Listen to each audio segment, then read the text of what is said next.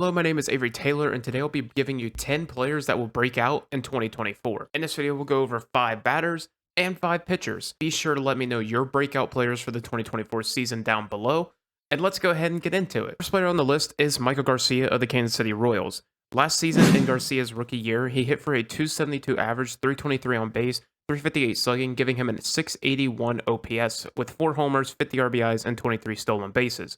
So what makes Garcia an enticing player for 2024? After all, Garcia was never a top prospect and will probably not be a league superstar, but I think he could develop into a good co-star alongside Bobby Witt. But for what his numbers are, Garcia does an excellent job hitting the ball hard, being in the 93rd percentile of hard hit percentage and in the 76th percentile of sweet spot percentage. However, he doesn't necessarily combine the two very often, leading to a very low barrel rate at a measly 3.9%.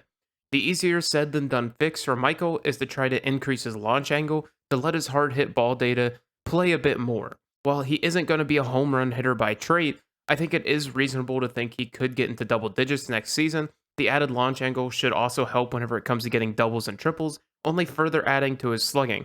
To go along with the fixes to his batted ball data, Garcia should only continue to increase his walk rate the longer he is in the majors. Garcia sat above 10% in his last full season in the minors, but sat at a below average rate at 7.4 last season. The increase in base traffic will allow him to show off his above average speed, resulting in more stolen bases. All in all, there is a more complete hitter inside Michael Garcia, and he doesn't have to rely on luck of the draw on hard hit grounders. I expect him to become more of a gap to gap hitter with a few more homers mixed in there. Combine that with his already good speed and great fielding, and you have a really complete player that could really surprise a lot of people. Continuing our glazing of the Kansas City Royals, let's talk about the catcher turned outfielder, MJ Melendez. Unlike Garcia, Melendez has had all the pedigree in the world, being ranked as the second best prospect in the Royals system and 51st best in the MLB in 2022. Unfortunately, so far in the majors, that really hasn't panned out to the level we would have liked to see, but that's mostly not MJ's fault. Part of Melendez's pedigree came from him as a catcher, which he has really rarely seen the likes of due to Salvador Perez hogging the spot. This has forced Melendez into the outfield, where he looks like a catcher trying to play the outfield. On the offensive side, Melendez has showed some promise, but due to some growing pains playing in Kansas City and some bad luck, he really hasn't had the breakout that we've all been looking for. In 2023, Melendez improved in a lot of key categories like barrel rate, average exit velocity, launch angle, and sweet spot percentage, and even just maintaining a lot of those rates where they are leaves him with elite batted ball data. Melendez also became a lot more aggressive in 2023 with his swing, which was sort of a wrong direction for him to take. He already had a lot of swing and miss to his game, and the extra swings put him in the 7th percentile of whiff percentage, drastically raising his strikeout rate and lowering his once elite walk rate. This is strange because once Melendez fixed the swing during the 2020 COVID season, he was able to maintain a modest 21.7% strikeout rate in his last season in the minors. If Melendez can get back to that elite walk rate, cut down the strikeouts even close to where he was in the minors, and keep the relative same batted ball data, he should be due to break out in a big way on the offensive side of the ball.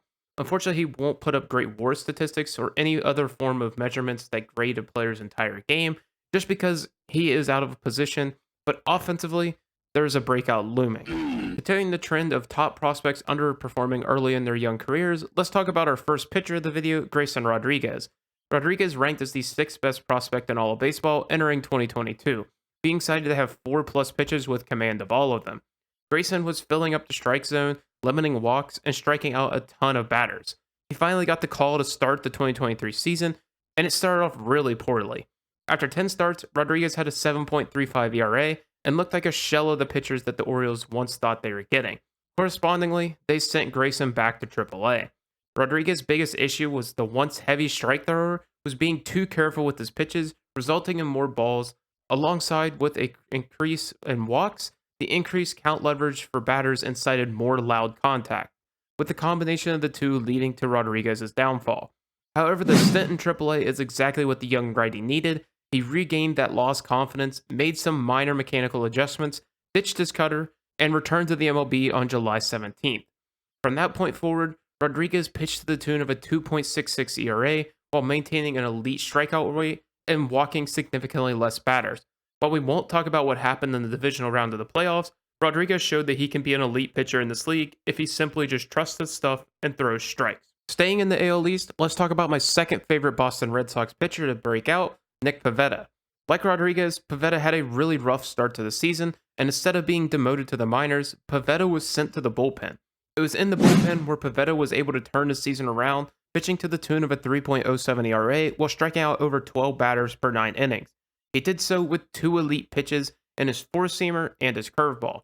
His four-seamer, while not overpowering speed-wise, has its quirks by being one of the best fastballs in baseball in rise percentage. Combined with that, Pivetta has a great curveball in terms of vertical movement, and the combination of the two led to a significant increase in whiff percentage and chase rate. However, Pivetta is eyeing a return to the rotation in 2024, and having only two primary pitches makes that prospect a little scary. To fix the holy grail of pitches right now, the sweeper. Well, I'd probably say Pavetta's is more of a slurve, but you get the idea. Pivetta introduced his sweeper slurve thing in 2023 in a small sample and got fantastic results. Batters hit a measly 116 against the pitch, and most importantly, weren't making the same loud contact like they were with his other pitches. An increase in usage of this pitch gives him another option late in games and should continue to improve the results, helping him stick as a plus starter in 2024. However, that's only the second best breakout case in the Red Sox rotation, with the best being Cutter Crawford. Just by a general glance, it is easy to see why Crawford is in a great place to have a great 2024. Crawford has 6 pitches which all have their own plus movements. Crawford's primary pitch, the four seam, has very similar effects to Pivetta, where it isn't overpowering yet has that anti-gravity effect to it. Cutter's second most used pitch stays true to his name with a cutter that has some elite movement. His pitch mix also includes a slider, sweeper, curveball, and split finger, with the only adjustment that could be suggested is to throw more sweepers and less curveballs, but even that is a minor change. The biggest thing that needs to happen for Crawford's success in 2024 is simply to be luckier. In 2023, Crawford had a batting average against sat at 221 with the expected value at 208. Slugging against was at a 388 with the expected value at 374. Same goes for WOBA, where it sat at 290 with the expected value at 280, with the ERA being the biggest discrepancy with the actual value at 4.04 and the expected value at 325. Crawford did a lot of things at a great level last season, limiting walks and hard contact, while striking out a good number of batters as well, and with numbers essentially improving across the board every season, I look for Crawford to step up in a big way in 2024. That's enough AL East talk for now. Let's take it to the National League, talk about Nationals outfielder Stone Garrett. Most people know Garrett for being that really swole guy on the Nationals, and while that is true, there is more merit to his game, especially when you look at the improvements we saw Garrett make in 2023.